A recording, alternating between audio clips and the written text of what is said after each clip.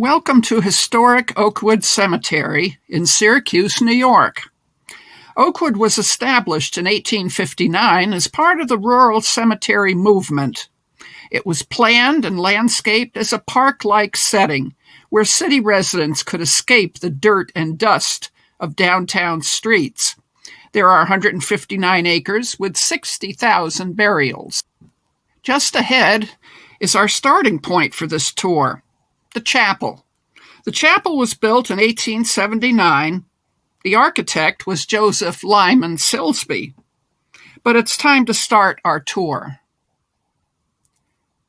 This is Chapter 2 of Murder Most Foul. Our first case is that of Mary Drews Gannon. Mary was born in 1866 and died in 1915. Her story begins in Herkimer County in the town of Warren. On this map of Warren, you can see a red circle around the name W. Drews. It marks the homestead of one William Drews. Yes, the house actually had a green door. There lived William Drews and his wife, Roxalana, a daughter, Mary, and son, George. Now, William was a farmer of modest means, but he also had a reputation as that of a drunkard and an abuser.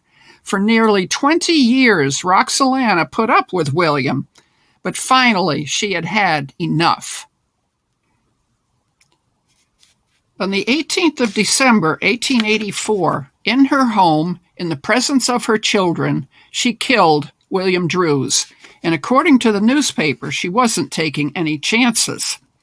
Although an attempt was made to hide the body in a nearby swamp, the murder was eventually found out, and both Roxalana and Mary were arrested.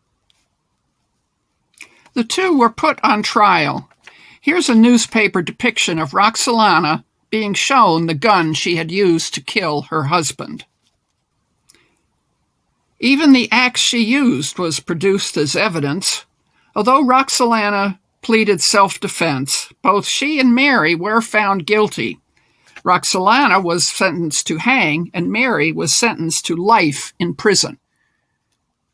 Roxalana languished in prison before she was executed on March 1st, 1887. The hanging did not go well.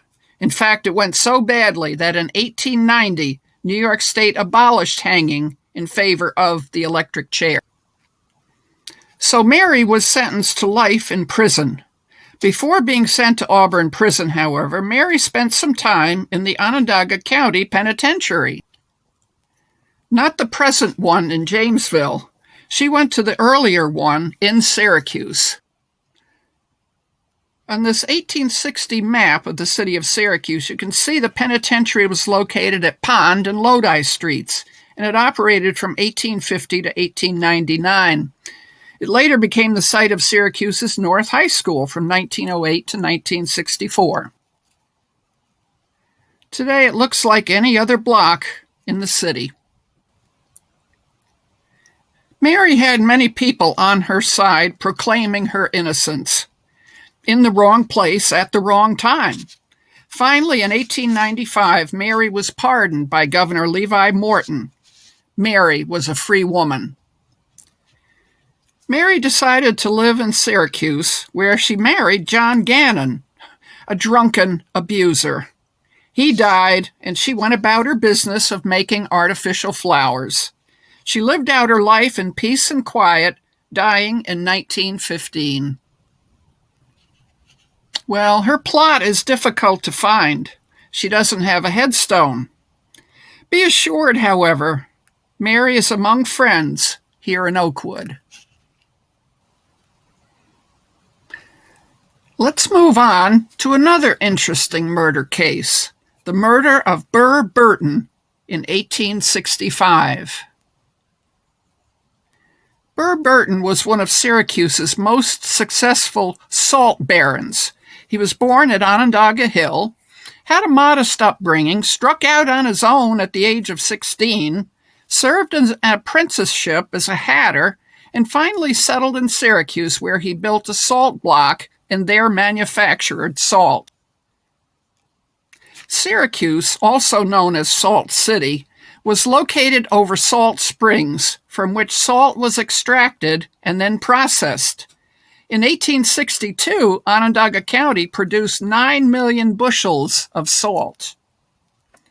That's equal to over 2 million barrels, with a price around $1.30 a barrel. Why, that's over 2.5 million, or about $56 million in today's money. References to salt abound in Syracuse. Those workers who boiled the salt were called salt boilers. There's Salinas Street, the town of Salina, which at one time was known as Salt Point, and Syracuse University mascot was once the Saltine Warrior. Even the original city seal depicted a large salt barn right in the middle. Well, back to Burr Burton. Now, he and his wife Laura lived at the corner of Danforth and Carbon Streets. They had 10 children, 7 of whom lived to adulthood. They lived well. According to the 1860 census, Burton was worth over $2 million in property and real estate in today's money. In addition to his salt holdings, he also owned an iron foundry. On May 4th, 1865, just after midnight, a burglar entered the Burton home. He made some noise which awakened Mr. Burton. When the intruder noisily broke a pane of glass, Burton got up to see what was happening and called out, "Who's there?" The burglar, realizing that he had been found out, fired one shot through a door, hitting Burton in the chest.